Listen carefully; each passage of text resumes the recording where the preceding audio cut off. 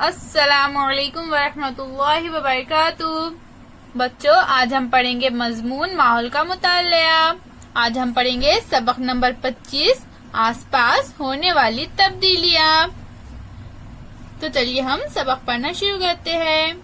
بتاؤ تو بھلا، دن میں ہمیں ماحول کی چیزیں صاف نظر آتی ہے، رات میں یہ صاف نظر کیوں نہیں آتی؟ کیونکہ بچوں، دن میں ہمیں سورج کی روشنی حاصل ہوتی ہے، اس لیے آس پاس کی چیزیں ہمیں صاف نظر آتی ہے، لیکن سورج ڈوبتے ہی اندھیرا چھا جاتا ہے اور روشنی کم ہو جاتی ہے۔ رات میں آسمان پر چاندنی ہوتی ہے، لیکن اطراف کی چیزیں ہمیں صاف دکھائی نہیں دیتی۔ اب ہم پڑھیں گے بچوں لمبا سایہ چھوٹا سایہ۔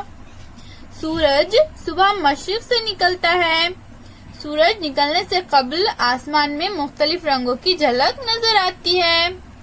سورج نکلنے پر صبح کی دھوپ ہلکی ہوتی ہے، سائے مغرب کی جانب پڑتے ہیں اور وہ لمبے ہوتے ہیں۔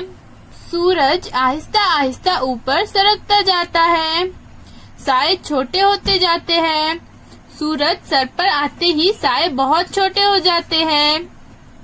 سورج آہستہ آہستہ مغرب کی جانب سرکتا ہے، سائے مشرق کی جانب ہٹتے جاتے ہیں اور وہ لمبے ہوتے جاتے ہیں۔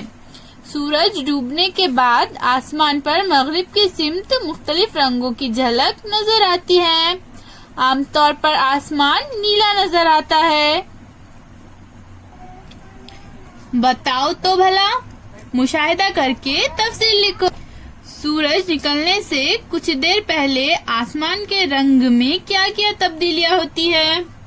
تو کیا ہوتا ہے بچوں، آسمان میں ہمیں مختلف رنگوں کی جھلک نظر آتی ہے اور عام طور پر آسمان جو ہے وہ نیلے رنگ کا ہوتا ہے، اور جیسے جیسے سورج طلوع ہوتا ہے تو آسمان کا رنگ پیلا ہونے لگتا ہے۔ سورج ڈوبنے کے بعد کچھ دیر تک آسمان میں کیا کیا تبدیلیاں ہوتی ہے؟ سورج ڈوبنے کے بعد بھی بچوں عام طور پر ہمیں آسمان میں مختلف رنگوں کی جھلک نظر آتی ہے۔ بتاؤ تو بھلا، سایہ کس طرح نظر آتا ہے؟ صبح سورج نکلنے کے بعد سایہ کس سمت نظر آتا ہے؟ وہ لمبا ہوتا ہے یا چھوٹا؟ تو بچوں سائے مغرب کی جانب نظر آتے ہیں۔ جب صبح سورج نکلتا ہے تو ہمیں سائے مغرب کی جانب نظر آتے ہیں اور وہ سائے لمبے ہوتے ہیں۔ سورج سر پر آتے ہی سائے میں کیا فرق ہوتا ہے؟ بچوں جیسے ہی سورج سر پر آتا ہے تو سائے بہت چھوٹے ہونے لگتے ہیں۔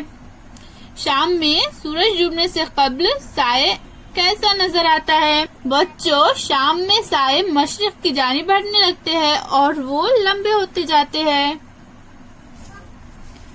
کیا تمہیں معلوم ہے، جہاں فطری ماحول خوبصورت ہو وہاں لوگ خاص طور سے سورج غروب ہونے کا منظر دیکھنے جاتے ہیں۔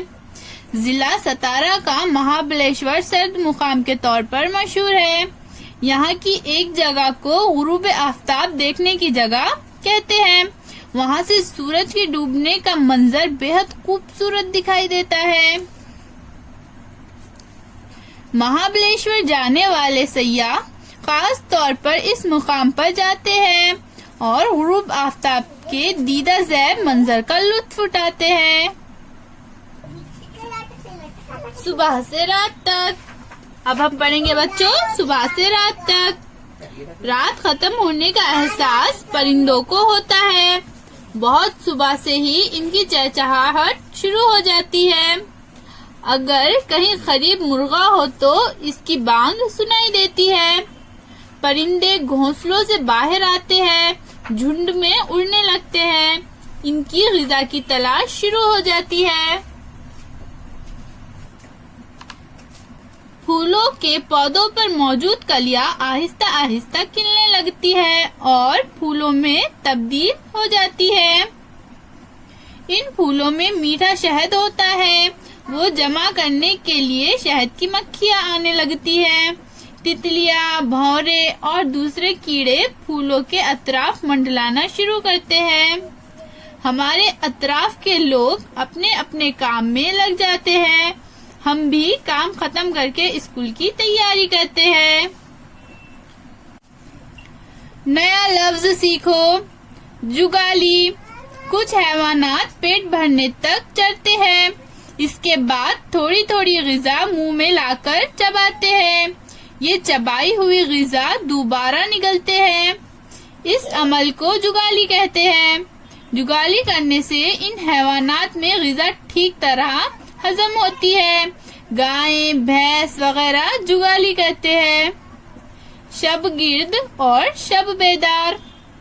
कुछ जानदार दिन भर आराम करते हैं और रात को ग़िज़ा की तलाश में बाहर निकलते हैं। ऐसे जानदार शबगिर्द या शब बेदार कहलाते हैं।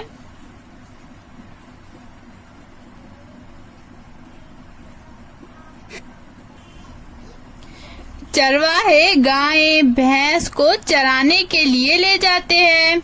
पेट भरने पर ये जानवर सुकून की जगह बैठ जाते हैं और जुगाली करने लगते हैं। शाम होने पर जानवर कोठे पर वापस आते हैं। परिंदों के झुंड घोंसलों की जानिब आते हैं। तुम स्कूल से वापस आते हो। लेकिन कुछ शबगिर्द जानदार सूरज गुरूब होने के बाद ग़िज़ा की तलाश में बाहर निकलते हैं। पतंगे, झींगर, टिड्डे और जुगनू इन जानदारों में शामिल हैं। शेर, चमगादड़, उल्लू भी शबगिर्द जानवर हैं। रात रानी, गुले शबू जैसे कुछ फूल भी रात में खिलते हैं। बच्चों, ये है रात की रानी। ये रात की रानी रात में खिलते हैं। इसी तरह ये है उल्लू और ये है चमगादड़। ये शबगिर्द जानदार है। ये रात में अपनी ग़िज़ा तलाश करने के लिए निकलते हैं।